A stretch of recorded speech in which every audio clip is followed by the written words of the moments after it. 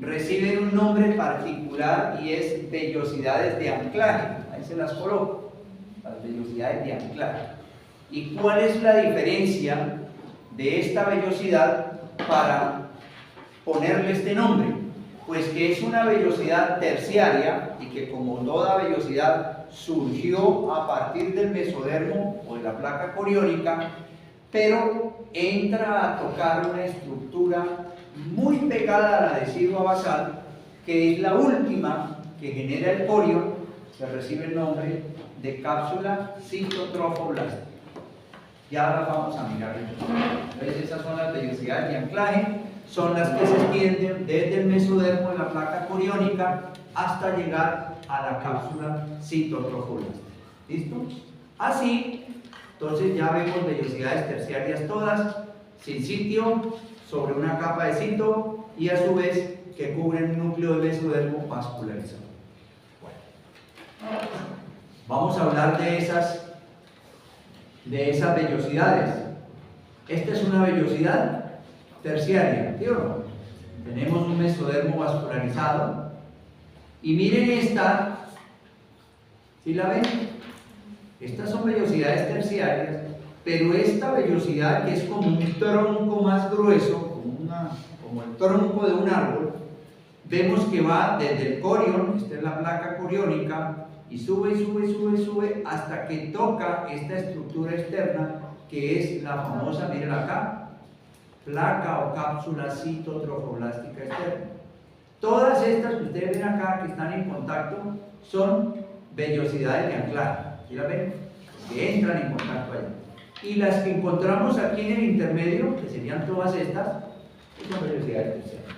¿Listo? Bien. Las características que debe tener o que tiene una vellosidad terciaria, más o menos hacia la cuarta semana, según la definición, estaría compuesta por 4 barreras.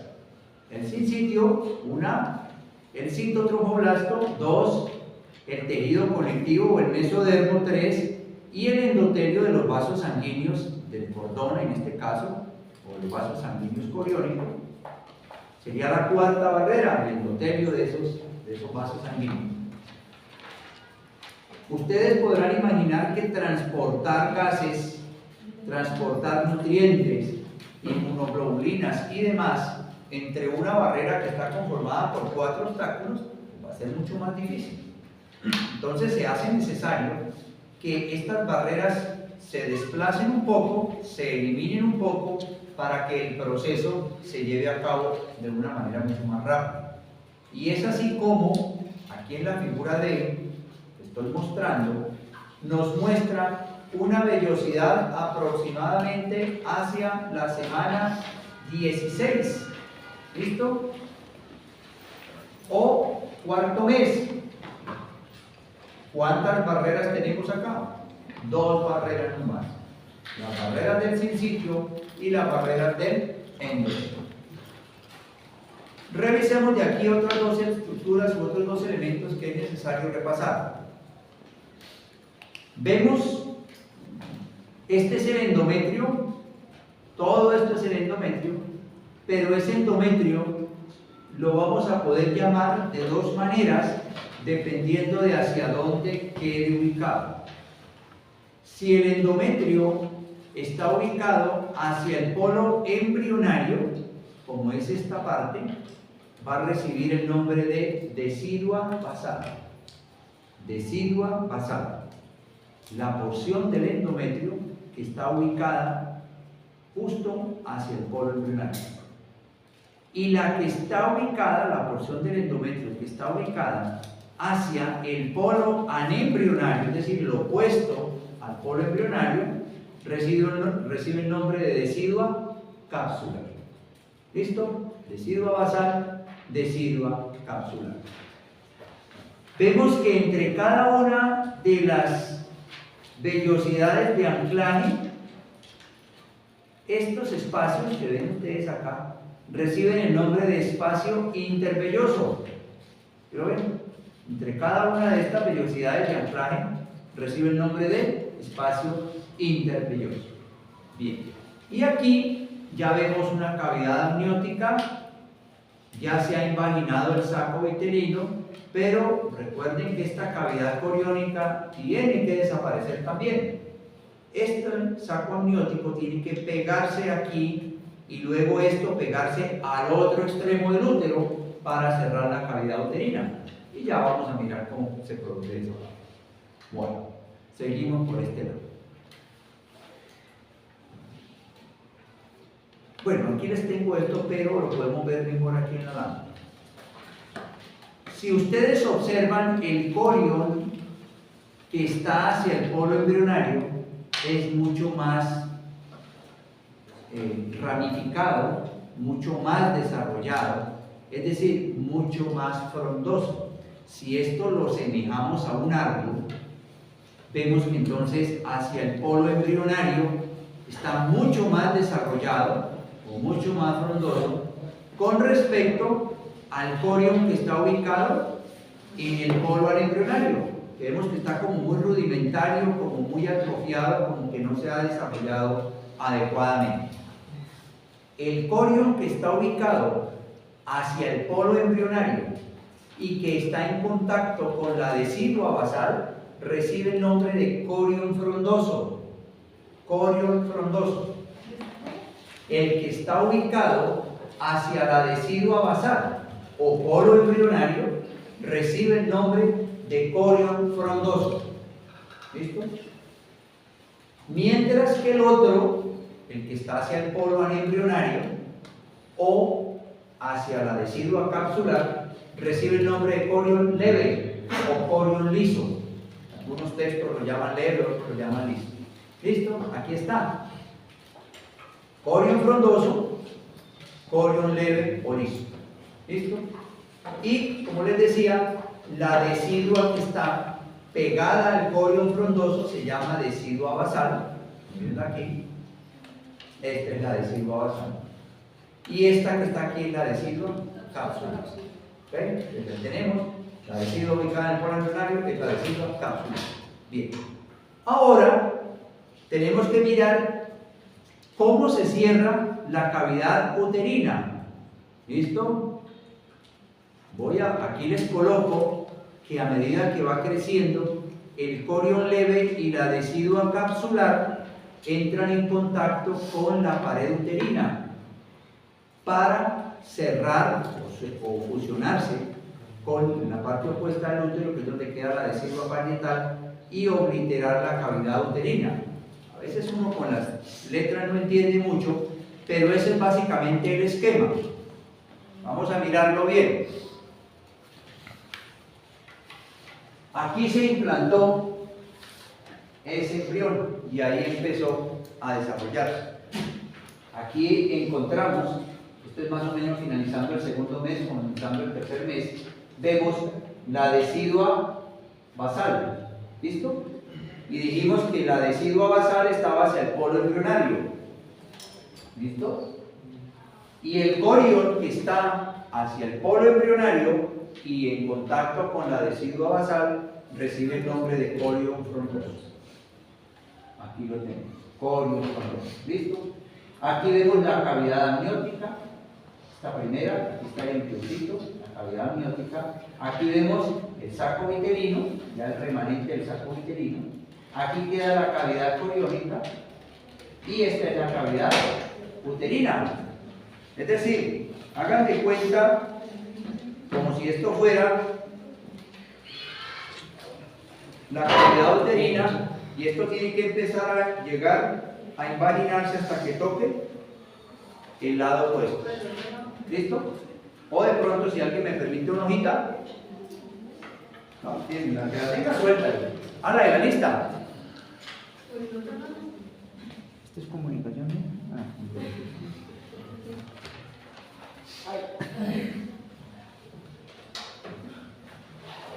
Entonces la idea es que eso empieza a invaginarse o a protruirse, mejor, porque invaginarse hacia adentro, a protruirse. El punto donde se implantó tiene que ir a tocar el extremo opuesto del útero para cerrar esta cavidad.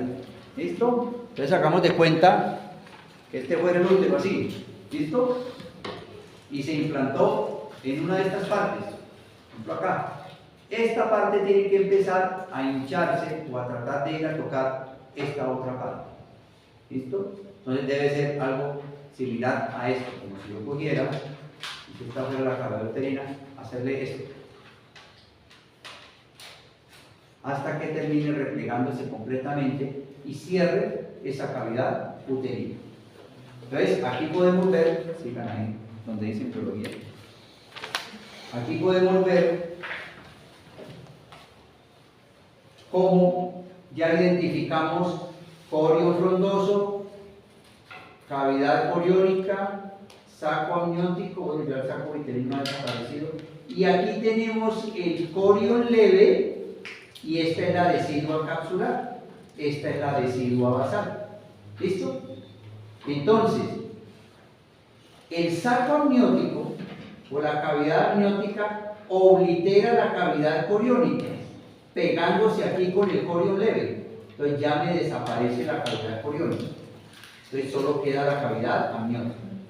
Y ahora este corion leve que está pegado aquí a la decidua capsular, que es esta, sigue creciendo y sigue creciendo hasta entrar en contacto con la decidua parietal y me cierra la cavidad uterina. Y entonces ya me queda esta imagen acá, que es solamente el saco amniótico, el corion frondoso y el corion leve, que está unido con lo que alguna vez fue la cavidad coriónica, que se fusionó con la decidua capsular y luego se fusionó con la decidua parietal. Aquí dice, esto es decidua parietal fusionada con corion leve y amnios. ¿Listo? Y entonces me cierra la cavidad uterina y resuelvo el problema. Ya de aquí en adelante, lo que sigue es creciendo el líquido amniótico, la placenta y el tamaño del bebé. ¿Listo? Entonces ahí lo que les decía, corion leve y decidua capsular entran en contacto con la pared uterina, la decidua parietal del lado opuesto del útero, para fusionarse y obliterar o cerrar la cavidad uterina. Bien. Aquí está parte de lo que ya habíamos mencionado cuando estábamos mirando lo de las vellosidades. El corion frondoso, que es la porción fetal, en contacto con la parte materna, que es la decidua basal. ¿Listo? Y los espacios intervellosos, que es el punto, digámoslo así, o las separaciones que se generan entre dos vellosidades de anclaje. ¿Listo? Después del quinto mes, cuarto o quinto mes, sucede que de la decidua basal empiezan a proyectarse en los espacios intervellosos unos tabiques. Se llaman tabiques deciduales, algunos textos los llaman pilares deciduales. ¿Y cuál es la función de estos tabiques? Empiezan a seccionarme la placenta en grupos. ¿Sí lo ven? Esta es la decidua y vemos cómo la decidua basal empieza a meterse a tratar de ir a tocar el corion, pero no lo tocan. Lo dejan una pequeña comunicación entre uno y otro. Entonces me fragmentan esto en pequeños grupos de espacios intervellosos y de vellosidades. ¿Listo? Aquí vemos vellosidades de anclaje. ¿Listo? Y la formación o la generación de estos tabiques me va a dar esta contextura que tiene la placenta, y cada uno de estos espacios que generan los tabiques deciduales, cada uno de estos recibe el nombre de cotiledón. Cotiledón. ¿Qué está conformado un cotiledón? Por aquel grupo de espacios intervellosos y vellosidades que están separadas por dos tabiques deciduales o por dos pilares deciduales. A término, es decir, ya cuando se termina el embarazo, la placenta debe tener un promedio de 500 a 600 gramos y unos 15 a 25 centímetros de diámetro. Siempre es una cosita grande. Por la cara materna, que es esta, vamos a observar en promedio entre 15 y 20 cotiledones, mientras que por la cara fetal, que es esta, vamos a observar pues, el cordón umbilical, restos del lágrima y toda la placa coriónica con sus vasos coriónicos.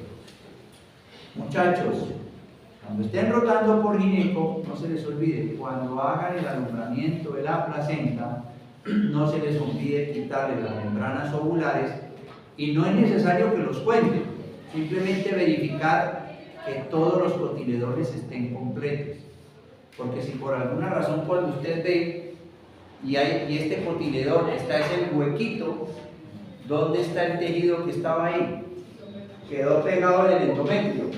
Y si usted no revisa eso, manda como si fuera un parto normal, y al cabo de una semana, qué sé yo, viene la madre con una endometritis, con una infección porque se le quedaron estos restos ahí. A veces se quedan es porque empezamos a traccionar el cordón para sacar la placenta, nunca lo hagan. Hay otras estrategias como que la mamá se estimule los pezones, como masajear el fondo de saco para que el mismo útero la bote o la expulse completica. Porque cuando empezamos con el desespero hay que esperar un promedio entre 10 o 15 minutos para el alumbramiento de la placenta.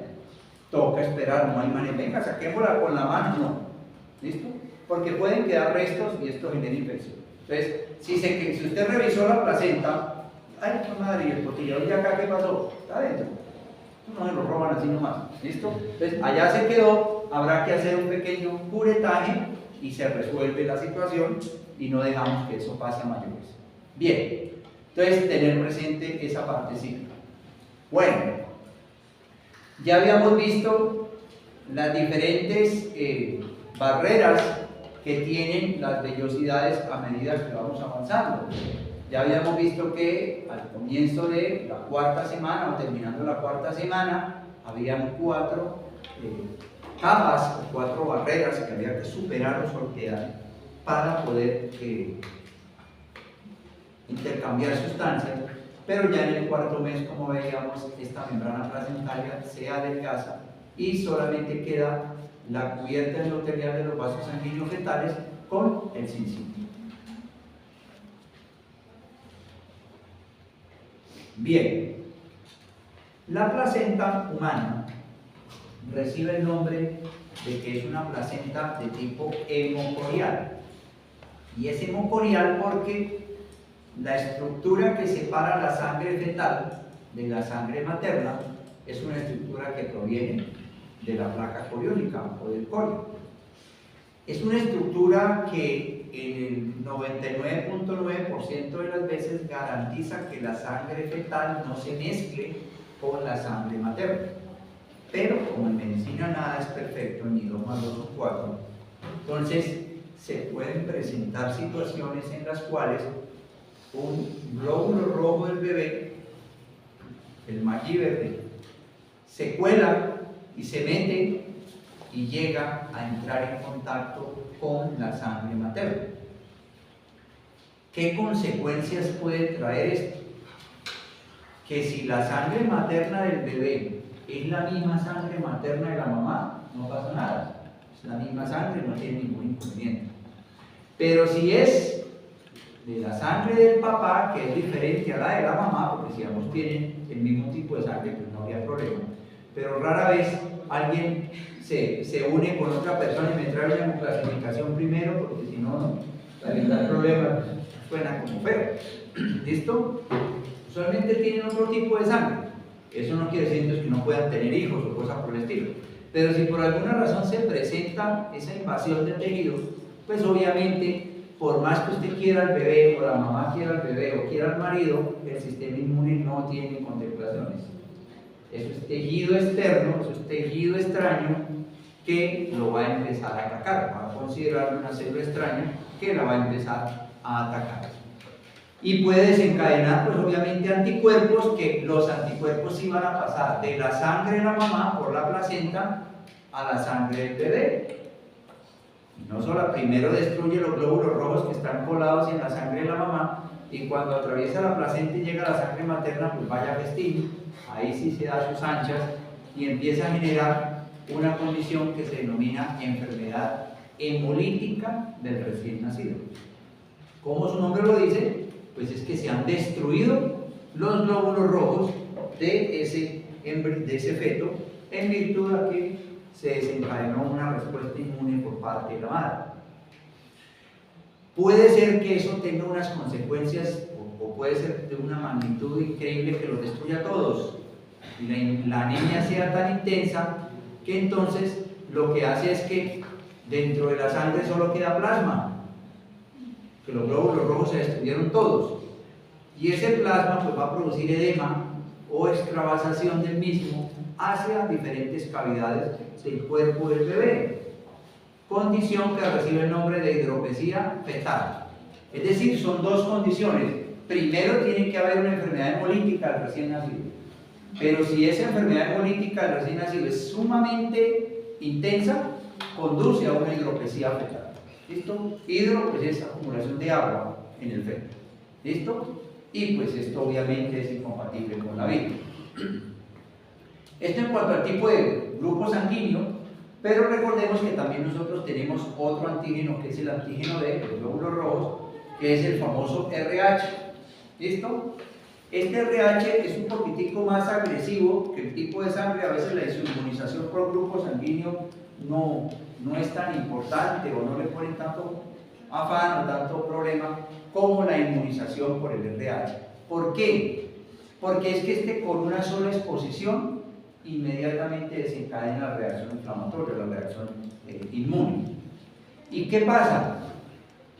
De pronto puede ser que el contacto de la sangre entre el feto y la mamá se dio fue en el momento del parto. Se generó la isoinmunización, que así se llama, y pues ya la mamá no alcanza a montar respuesta inmune para el bebé, porque ya el bebé lo sacaron. Pero para futuros embarazos, si no se conoce la clasificación del bebé y no se analiza qué fue lo que pasó, puede generar entonces mayor reacción inflamatoria o inmune para futuros embarazos. Por eso siempre que nace un bebé hay que hemoclasificar y mirar si tiene el mismo tipo de sangre en cuanto a grupo y en cuanto a RH. Si no tienen el RH, usualmente se debe sospechar que pudo existir una probabilidad de que hubiera contacto de la sangre del bebé con la mamá. En el parto eso siempre va a ocurrir. Por más de que usted pince bien el cordón y trate de liberar, eso es siempre complicado. Entonces hay que aplicar una o una bloqueador de inmunoglobulinas que recibe el nombre de Resumana. Cuando pasen por Gineco ahí les van a comentar un poquitico más de esto, que lo que va a hacer es neutralizar los anticuerpos que se hayan generado por parte de la madre para el factor RH. Si tienen el mismo RH, pues no hay problema porque ella va a reconocer glóbulos rojos con RH positivo. Es cuando la mamá es RH negativo y el niño sale RH positivo, porque esos glóbulos rojos sí no los va a reconocer. De esa manera se hace una prevención para que si se presenta otro embarazo, esos anticuerpos que ya montó la mamá no vayan a pasar, y si pasan a la circulación fetal no tienen efecto inmunogénico alguno y se puede llevar a cabo ese embarazo. Entonces por eso dicen que es mucho más peligroso porque puede inducir una inmunización tras una sola exposición y obviamente es mayor o de mayor intensidad en los embarazos siguientes. Entonces para el segundo embarazo va a ser mucho mayor. Bueno, funciones placentarias. Siempre hemos hablado de que la función de la placenta es el intercambio de nutrientes. Pues claro, el intercambio de gases, metabolitos. Entonces tenemos que se intercambian principalmente oxígeno y CO2, pues todos también el nitrógeno. Y este se da por difusión simple, de mayor concentración a menor concentración, pues va a difundir, no hay problema. Han estimado que en promedio ya al final de la semana 38 el feto extrae entre 20 a 30 mililitros de oxígeno por minuto de la circulación materna. Por eso la mayor fatiga de la mamá. ¿Listo? También se intercambian nutrientes, electrolitos, aminoácidos, ácidos grasos libres, etcétera, etcétera, etcétera. Y ojo, miren las inmunoglobulinas, es decir, los anticuerpos, ¿ok? Que empiezan a partir de la semana 14 a atravesar la placenta y a observarse en la sangre fetal. Pero estas inmunoglobulinas obviamente son todas de la mamá, porque ¿cómo desarrollamos nosotros anticuerpos? En la medida en que nos exponemos a virus, a bacterias, cosas por el estilo. Y el bebé allá adentro, pues no se supone que está expuesto a esas cosas. Entonces, y menos que sean inmunoglobulina G, que es la cicatriz serológica o inmunológica a largo plazo. Cuando una infección o cuando un microorganismo genera la reacción de producir inmunoglobulinas, produce inmunoglobulina M, que es la de la fase aguda, cuando tenemos la infección. Posterior a la inmunoglobulina M, ellas después descienden y se empiezan a generar los anticuerpos que ya quedan de por vida, que es la inmunoglobulina G. Por eso, cuando ustedes iban a entrar al anfiteatro, de pronto les pidieron titulación de anticuerpos de inmunoglobulina G para las diferentes enfermedades que se pueden adquirir en el anfiteatro, pero si no tienen un valor por encima del normal, pues toca hacer el refuerzo aplicando la vacuna. Bien, pero adicionalmente produce hormonas. ¿Quién se acuerda quién es el responsable de que este embarazo, estamos ya aquí a la semana 16, en el cuarto mes, todavía sea viable? ¿Por qué no se ha desprendido el endometrio? ¿Por qué no se ha producido un aborto? ¿Quién es el responsable de que este embarazo todavía permanezca implantado ahí en ese endometrio? Muy bien, María José, la progesterona. ¿Que quién la está produciendo hasta esta fecha? Bueno, el sincitio no tanto. El sincitio producía la gonadotrofina coriónica, que iba a impedir que el cuerpo lúteo se atrofiara y siguiera produciendo progesterona. Pero, como todo en la vida, ya a las 16 semanas ese cuerpo lúteo está como el meme diciendo, ya no aguanto más. ¿Listo? Entonces ya toca irle a prestar una manita, porque por más de que la gonadotrofina coriónica esté bregando a que él siga produciendo progesterona, su producción ya no es suficiente. Entonces, aquí entra en contacto, sale al escenario la progesterona, que produce ya es la placenta, para reemplazar la decadencia de producción de progesterona que ya se está presentando en ese cuerpo lúteo, y la produce en cantidades suficientes para mantener ese embarazo.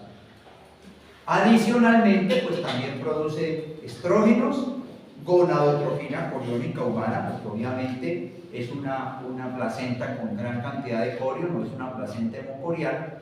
Y miren que les he resaltado aquí una hormona que se denomina lactógeno placentario.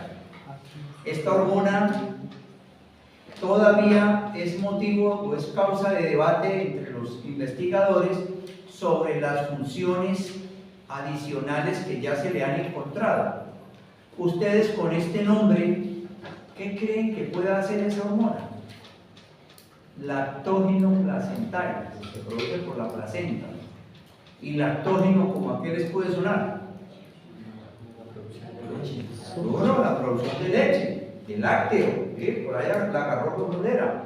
Efectivamente, a partir de la cuarta semana, el lactógeno placentario empieza a estimular la producción de prolactina y de oxitocina para madurar la glándula mamaria y prepararla para la lactancia después del parto. Entonces miren que esto está muy bien coordinado. Pero adicionalmente se le ha encontrado, según un chisme ahí que ha salido, de que también el lactógeno placentario pudiese estar involucrado en determinar el momento o la fecha a partir de la cual se desencadena el parto.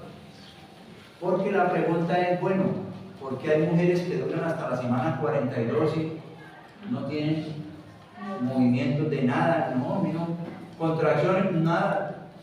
Les toca desembarazar porque no. O de pronto otras que tienen tendencia a hacerlo muy temprano. ¿Cuál es la?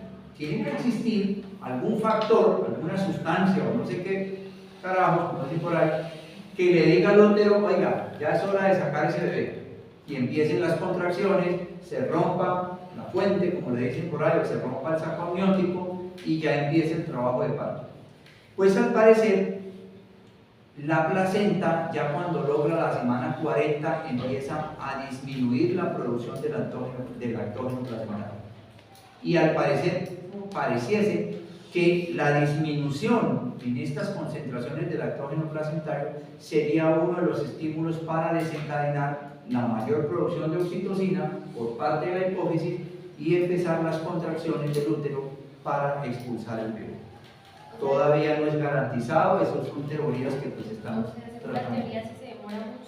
Es porque se mantienen altas las concentraciones de lactógeno placentario. ¿Listo? Tienen que empezar y deberían empezar a decaer después de la semana 38-40. Entonces ahí está esa parte.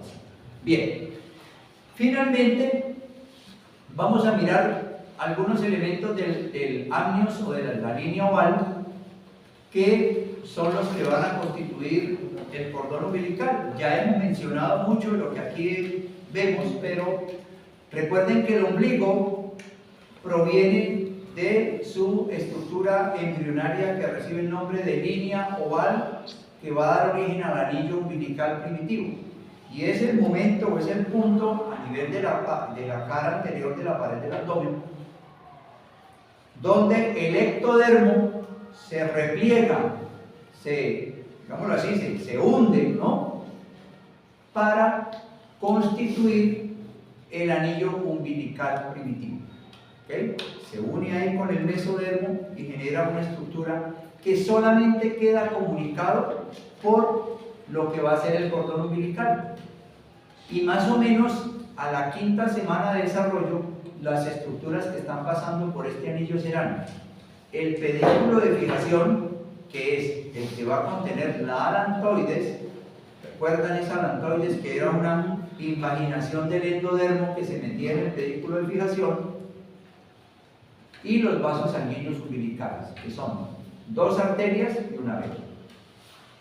Va a tener el pedículo vitelino, conducto vitelino, y va a tener o va a generar el conducto que comunica la cavidad intraembrionaria con la cavidad extraembrionaria. Entonces aquí tenemos las estructuras más o menos en la 5ª semana. Vemos ya un amnios, vemos la cavidad coriónica. Aquí faltaría la cavidad uterina, pero ya vemos, la placa coriónica, digamos así, recortada. Y aquí vemos el pedículo de fijación que tiene sus 2 arterias y su vena, pero adicionalmente se está recogiendo el saco vitelino.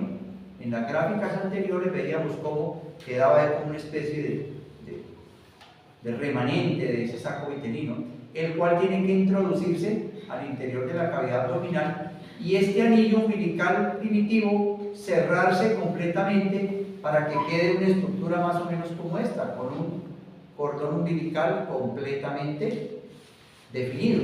¿Listo? Aquí vemos que esta porción del saco vitelino, como ya habíamos visto, va a formar las asas intestinales. Pero lo que es el saco vitelino y el pedículo de fijación van a conformar entonces el cordón umbilical definido. Si le hiciésemos unos cortes transversales, estos serían las estructuras o cómo se vería. Aquí vemos parte del asa intestinal, miren aquí, listo, que se convierten en 2. Y aquí vemos el pedículo de fijación, que serían las 2 arterias y la vena, características del cordón umbilical. Bien, dejamos ahí con los demás compañeros para pasar luego al líquido amniótico.